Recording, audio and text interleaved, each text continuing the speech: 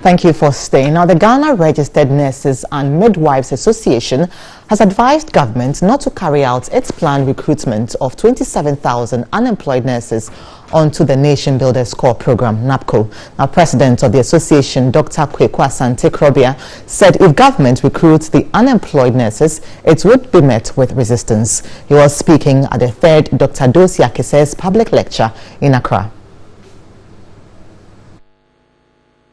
President of the association, Dr. Kweku Asante-Krobia, expressed sadness about government delay in recruiting the 27,000 unemployed nurses. These nurses have already demonstrated on several occasions about their continued unemployment. Government has tabled a decision to recruit the nurses on the Nation Builders Corps program until financial clearance is secured. Government has tabled a decision to recruit the nurses onto the Nation Builders Corps program until financial clearance is secured. Leadership of the association, through the president, Dr. Kweku Asante-Krobia, has warned government against that decision. Attempts should be made by the government to include any nurse or midwives in the NABCO recruitment program. Yes. Because we deem it as an attempt to undermine the professional integrity of critical healthcare professionals classified in the world of work as providers of essential service, who deserve better conditions than what NABCO proposes. He again asked government, through the Ministry of Health, to pay all its outstanding salary arrears. The subtle attempts by the Ghana Health Service to deduct 1% basic salary from our basic salaries across the country to establish a health insurance policy for them without any engagement and authorization by the Mother Association. This will not be entertained. In response, the Director of Nursing Services and Midwifery at the Ministry of Health, Eva Mensah, has pleaded for more time to deal with their concerns. Truly are living in serious times of constraint. Government is working day and night to improve structures, to improve systems, and to improve the livelihood of Ghanaians. The Dr. Dosi Akise's lecture was on the theme, Nurses and Midwives, Inspired to Care with Commitment in the Midst of Constraints. Discussions at the lecture emphasized on providing adequate logistics and resources to augment the work of nurses. President of the Royal College of Nursing, the United Kingdom, Dr. Cecilia Cressy, called for more improved working conditions for the nurses. After all, we are at the front line, 24/7, 365 days a year. We are the most trusted profession on this planet. The leadership of the Registered Nurses and Midwives Association has since indicated they will petition the President, Nana Akufo-Addo. The Ghana Physician Assistants Association has vowed not to call off its nationwide strike action unless its demands are met. The association directed its members nationwide to lay down their tools to register their displeasure over salary discrepancies that exist within the profession. The physician assistants have since Monday not been dispensing services at outpatient departments in the various hospitals in the country. A statement from the leadership of the Ghana Physician Assistants Association directed all physician assistants nationwide to, effective Monday, 10th September 2018, withdraw all outpatient department services as outlined in our roadmap. The statement, jointly signed by the association's president and acting general secretary, Alhaji Chief Imoro Bandana II, and Peter Aram Kunyefu, said the decision has become necessary because government and the sector agencies have not shown any commitment to resolve the numerous problems presented. The association in the statement cited its main concerns as salary discrepancies, obsolete job description, poor conditions of service, career progression and advancement for physician assistants, financial clearance for both public and privately trained physician assistants, internship allowance, NHIS medicine list, among others.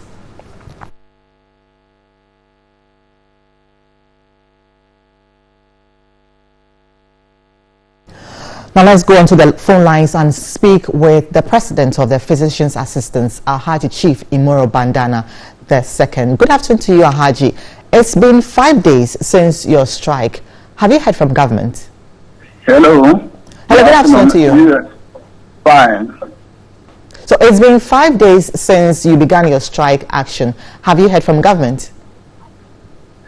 Yes, it's been 5 days since we started our strike. The government, the ministry invited us to the ministry on last Wednesday, but the invitation came very late. And we told them that we were going to visit them on to go to the ministry on Friday, but they said they had no time until Tuesday next week. So as they haven't been able to see us, the strike is still on. And even on Monday, we shall declare total strike. No emergencies, no OPDs, and no ward. That is what we have decided to do. So if we are very important to them, they would have had time to talk to us at least today. So you're saying that as of now, there isn't any scheduled date for a meeting? No, up to now, they have not talked to us. They only sent a letter to us yesterday that we should meet them on Tuesday. And we had a roadmap, and we are following the roadmap. So from Monday, we shall declare total strike. No OPD, no in-service, and no emergencies.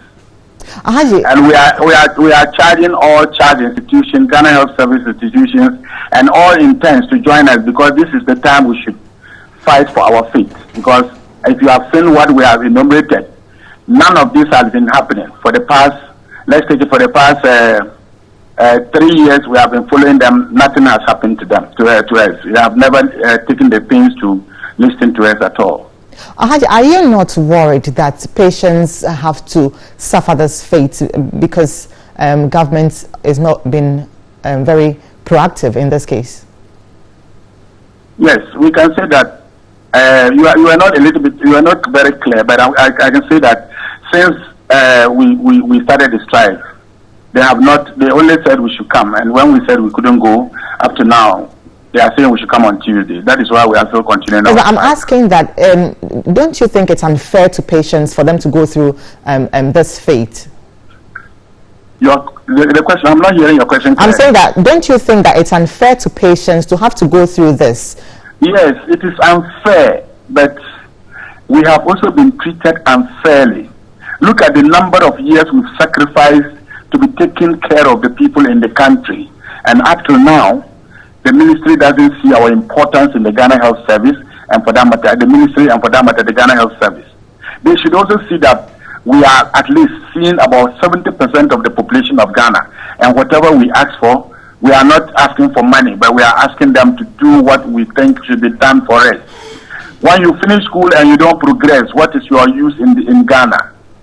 People are getting PhDs as of now. We don't even have a college that can produce a degree student, if not the private institutions. Is it not, with due respect, is it not a disgrace to us? That is why we think that we should, we sympathize with our clients. We have sincerely apologized to our clients for what is happening.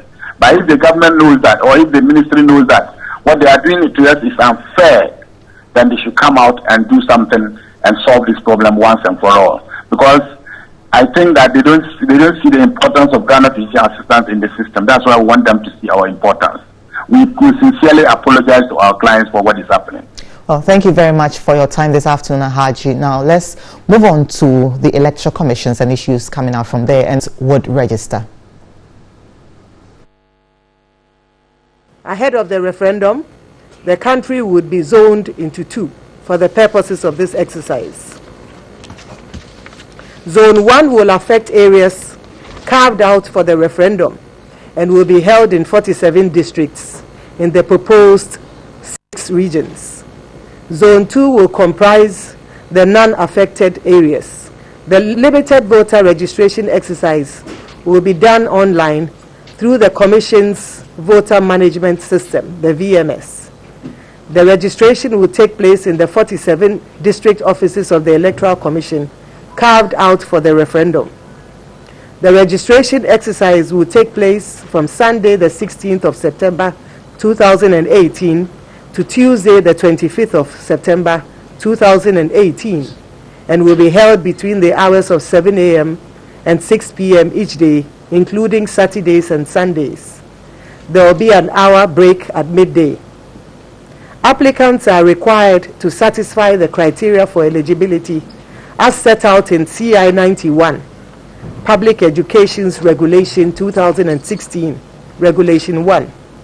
Therefore, to qualify and be eligible to register, an applicant must be a citizen of Ghana, must be 18 years and above, should reside in the area where he or she wants to be registered as a voter, should be of sound mind, should not have already registered in the past, he or she should be the individual he or she claims to be, and should be qualified by law.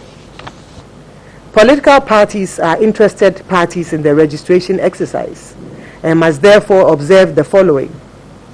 Political party agents must observe the registration process from 7 a.m. to 6 p.m. on each of the days. The agents of the political parties may challenge an applicant if they believe the person is not qualified to be registered. Agents of political parties are not to interfere in the registration process. An agent of a political party may be asked to leave the registration center if the registration officer feels that he or she is obstructing the registration process.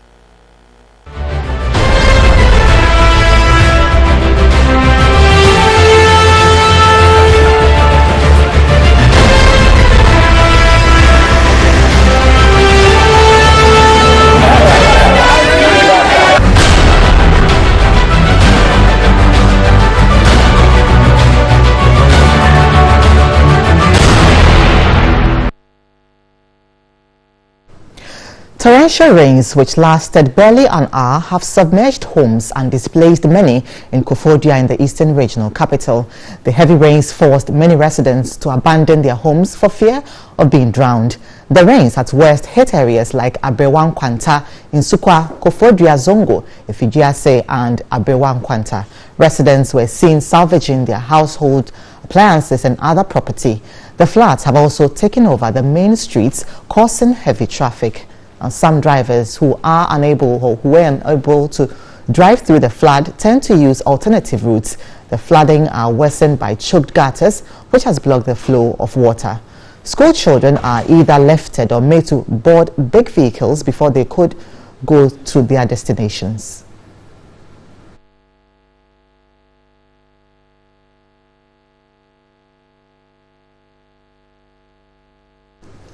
Now, former member of parliament for the Madina Abokobi constituency has slammed the new role offered Alhaji Boniface Abubakar. Boniface, who was formerly heading the Inner City and Zongo Development Ministry, was moved to the office of the Vice President. Amadou Sorogo on 3FM's morning show Sunrise said the role is unfit for Boniface Sadiq. Alhaji Boniface Abubakar Sadiq became the first minister to serve in the newly created Ministry of Inner City and Zongo Development, but the president, Nana Addo Dankwa Akufo-Addo, in August made his first major changes to his government several months after taking over as president of Ghana. Boniface was reshuffled to serve as Minister of State at the office of the Vice President, Dr. Mahamudu Bawumia, a role considered by many as demotion. The former MP for the Madina Abokobi constituency, Alhaji Amadou Sorogo, on 3FM's morning show Sunrise said the role is unfit for him. I think that he's not been treated fairly. I think it's a demotion. I think, because there's no way now to go and sit in the office of the Vice President as Minister of State to do what? Master, when you have a big ministry, you yourself, you are a Zongo man.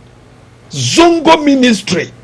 Over 370 Zongos in Ghana. At the inner cities. And now you are no more. Go and sit in. You can only work when the Vice President gives you work. I mean, that is serious. I don't think he's been treated fairly. And I pity my brother. Sorogo may not be the only one who has condemned the new role. Others have also criticized what they described as a non-existing role. Meanwhile, Amadou Sorogo, who is vying for the vice chairmanship position of the NDC, said Boniface did not deserve to win the seat. Don't ask me why I'm not going to Madina and that I was an MP there. Go back to Medina and ask. But you are an MP, that's true. Yes, they are looking for me. Medina is looking for you. Go back, you yourself, do your independent assessment and go and see what Sorgo left, whether anything has been added. Go and see. Go to the chief. So why did they vote you out? Oh, of course, based on the same thing that led John Mahama out. Which is? 1 million, 1 million, one constituency. Are you saying that MPP lied to Ghanaians? Oh, they lied. I am not saying it, but you yourself, you know. Why are you asking me this question? I don't know. But Umia said that he has arrested the CD and put the keys in with the IGP and it's locked. Where is it now? This morning I passed through to check. Black market 5.2, 5.1. Amadou Sorogo was the former MP for the constituency for 12 years until he was unseated by the current MP Boniface Abubakar in 2016. Let's now turn our attention to education, and the Teachers and Education Workers Union TEWU wants government to review the double-track system 3 weeks after its implementation. The move, according to the union, is to enable government to address all of its challenges. General Secretary of the union, Augustine Kabu, spoke to our reporter, Daniel Opoku. There are mixed reactions over the implementation of the double-track system, which has taken off. In some cases, students of both the green and gold tracks have reported to school. Some parents and education experts fear the system may not churn out quality students. The Teachers and Education Workers Union TEWU expects more education on the new system. There must be mid-term review of this thing with all stakeholders. Within the next 20 days, government should be able to call stakeholders to both teaching staff, non-teaching staff, for us to meet to see how far has it gone, what are the prospects of continuing, what are the challenges now we can resolve to make the second takeoff a smooth one. Under the double-track system, government is expected to recruit more than 8,000 teachers to complement the existing ones. TEWU has suggested that government should not only recruit teachers, but provide motivational packages for its members. Motivation of staff, both non-teaching staff and non-teaching staff, must be given a priority, because that is one of the key things that we've talked about. The outstanding issue of critical support for the non-teaching staff. We've been hammering this again and again, and our petition is before the president. We want to re-echo that again and again. The president should give priority attention to appeal to his good office and resolve these matters for us to continue to work together to ensure that the system succeed for Ghana. The union has since implored government to complete all GET Fund projects to address the accommodation challenges.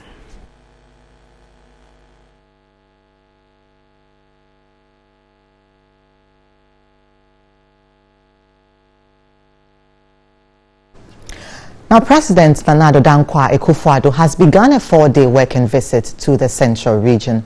Now, following visits to the Bunahafo, Western, Volta, Northern, Upper East, Upper West, as well as the Ashanti regions, the tour is a continuation of the President's ongoing nationwide visits.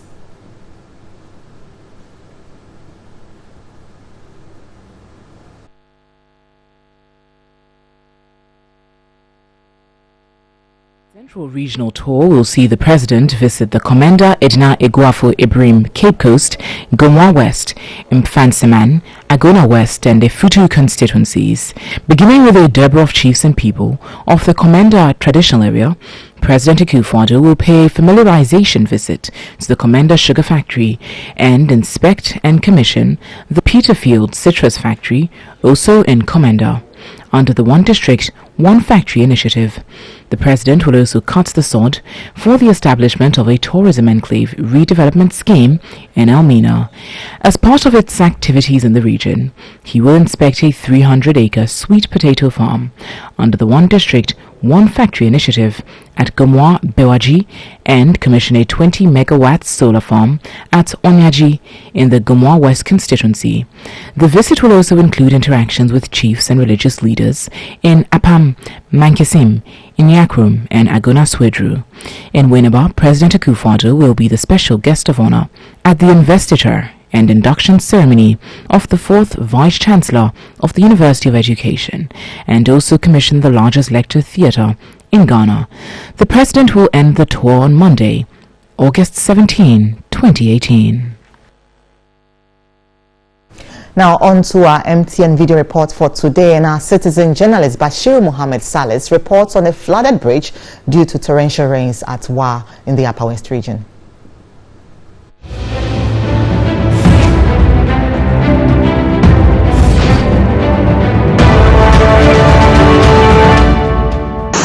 This is a supposed bridge that has flooded. In fact, the water is running above the bridge. It is very terrible here. This is the state of the torrential rains that has flooded the whole of the Upper West region, well to be precise. In fact, this bridge is now a canker. People have found it very difficult to pass through this bridge. This bridge is linking communities such as Laniri, Nako, Pole, and what have you. And all those places have schools. And I wonder how the teachers are going to cross. The women, you can see how the gentleman has crossed. It's very, very risky. Bashir Mohammed Salis reporting from Wa in the Upper West region.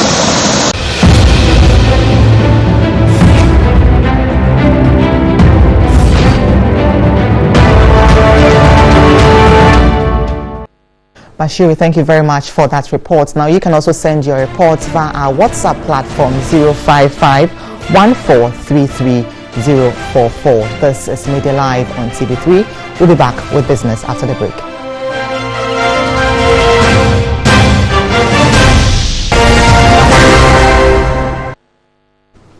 Welcome back. A financial analyst with First Bank Financial Services, Winslow Sakifio, has praised the central bank for injecting more US dollars into the economy to meet local demand. He said though this is a short-term measure, it will prevent speculators from gaining ground and further causing the depreciation of the cedi. The Bank of Ghana says it has stepped up its supply of United States dollars to meet daily demands for foreign exchange in the economy. The bank said it has sold $157 million to banks this month already, while in August this year, it pumped $283 million sale to the banks. This measure is coming on the backs of investors exiting emerging markets, including Ghana, which has resulted in the depreciation of the cedi. It's not that the cedi is losing a lot of grounds, but it's because the dollar too is becoming stronger.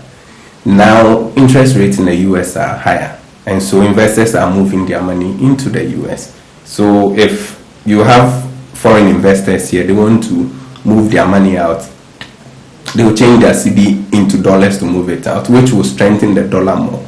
There are lots of factors at play, and it looks like they're all working against the cedi this time. The cedi, which was trading at 4 cedis 42 pesos to the dollar in January this year, is now valued at 4 cedis 78 pesos to the dollar at the interbank rate, but is trading at 4 cedis 94 pesos at some forex bureau in Accra.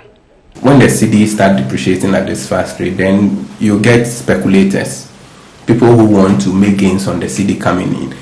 They are not changing cedi into dollars, not to do business, but to make gains. And if Bank of Ghana doesn't step in, then it will build and we'll have more people coming in who just want to buy dollars and go and keep under their mattresses and wait for the dollar to gain against the cedi, and then they will make their gains. The BOG says it has enough stock of dollars to meet daily demands. Ghana's international gross reserves currently stands at $6.9 billion, which covers 3.7 months of imports. The establishment of an electronic waste management system has brought relief to scrap dealers in the Old Fadama scrap yard. Secretary of Greater Accra Scrap Dealers Association, Muhammad Ali, explains that the establishment of the complex will eliminate the risk of burning hazardous waste. 483 loaded vehicles offload scrap metals into the Old Fadama scrapyard daily. Scrap dealers have to manually separate useful metals like copper and aluminium, which are then sold to factories in Tema and other businesses in the country. Daily output of scrap is estimated at 30 to 40 tons. The environment is heavily polluted by these metals and persistent organic pollutants. Dealers suffer from respiratory diseases and body burns as a result of the open burning of poisonous metals and gases. Although the Ghanaian government recognized the challenge and adopted the Hazardous and Electronic Waste Control and Management Act 2016 Act 917, the Fadama scrapyard is still a den for the dumping of e-waste, resulting in related environmental and health problems. Scrap dealers in the yard have welcomed the construction of an environmentally sound recycling plant by the German Federal Ministry for Economic Cooperation and Development. If our boys are working, some of them can injure themselves by getting themselves cut. Some of them also, some kind of engine or whatever can fall on their legs, and so many other injuries. Going to the hospital, we all know the bureaucracy surrounding the hospital. You may go there with ailment, you spend almost about 4 or 5 hours, and probably you have not seen a doctor. So all these things also were the concerns which we put before them. As a result of that, they said, well, it is also important for them to establish a hospital or a health center at the scrapyard here. The only worry of the scrap dealers is the sustainability of the project. How will the Ghanaian government or the Ministry of Environment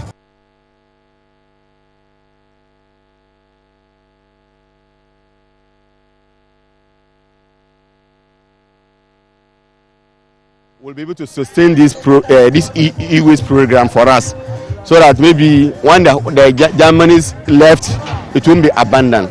That is my concern. The German government will work with the Ministry of Environment, Science and Technology to provide training in recycling and disposable methods that are less damaging to the environment and people's health. The project includes a clinic that will cater for health needs of scrap dealers and a football park for recreation. Noang Falong, TV3.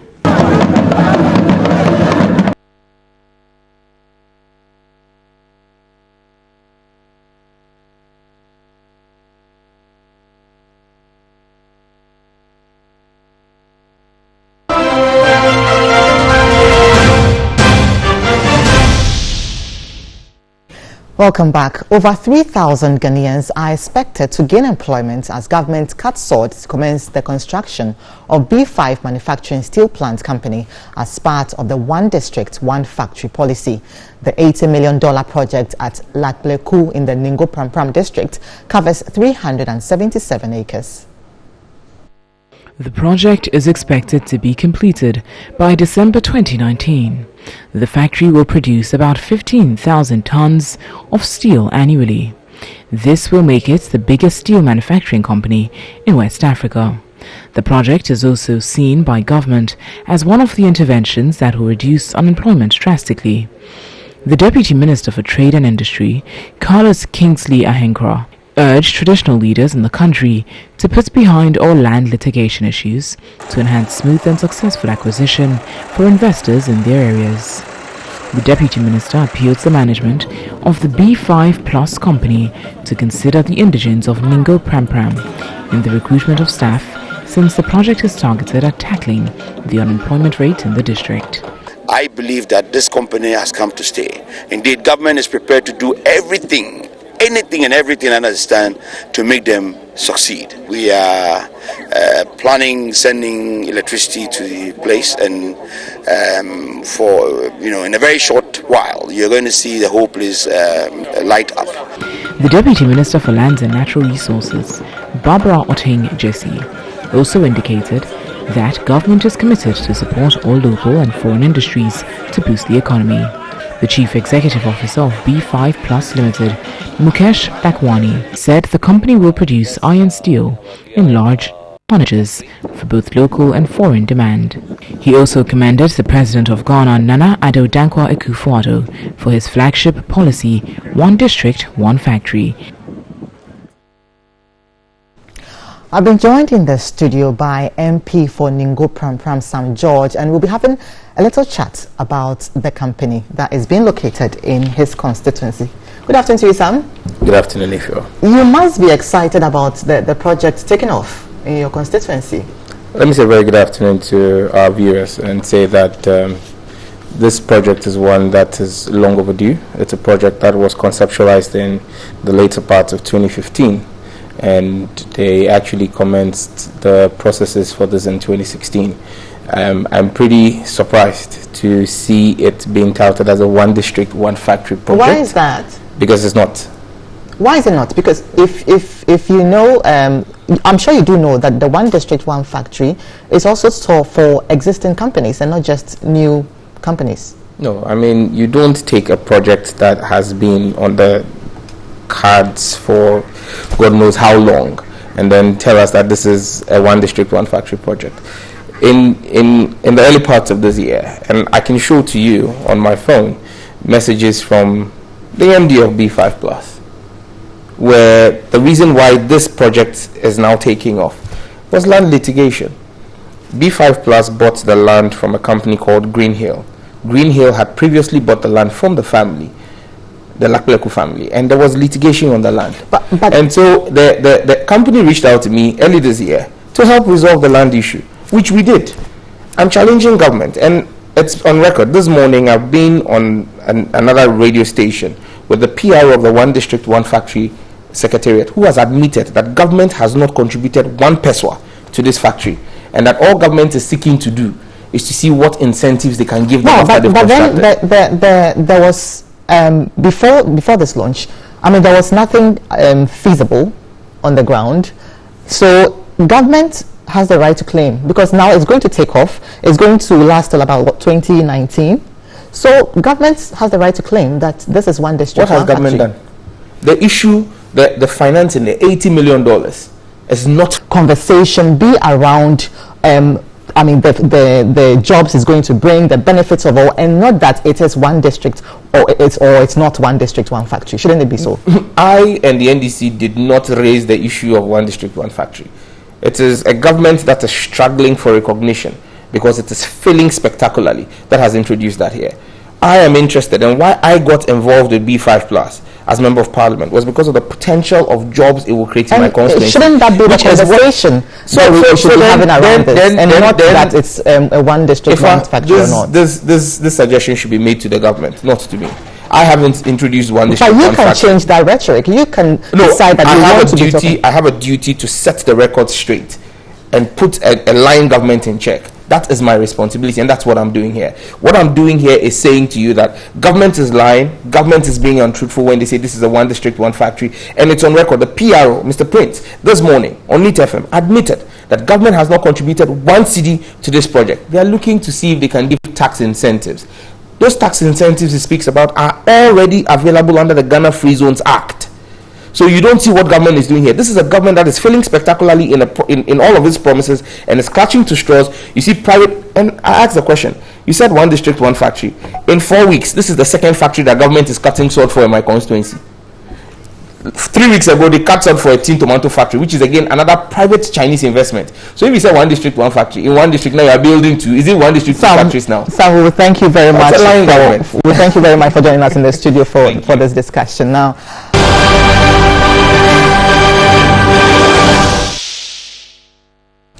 Zimbabwe has set up a crowdfunding campaign to help its emergency response to a cholera outbreak which has killed around 25 people. Finance Minister Mthuli Ncube tweeted about the initiative on Thursday, providing the mobile payment account number of the Finance Ministry. The waterborne disease was first detected last week in a township outside the capital Harare and is now spreading rapidly in the city. The World Health Organization has warned there are now 3,766 cases. The number of deaths is now 25.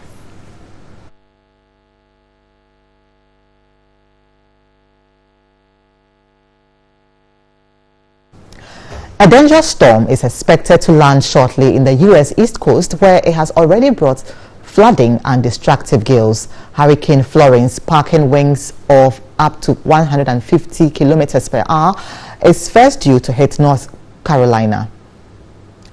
It lost power on its approach, but officials warn it could still kill a lot of people amid risk of catastrophic flooding. Evacuation warnings are in place for more than 1 million people.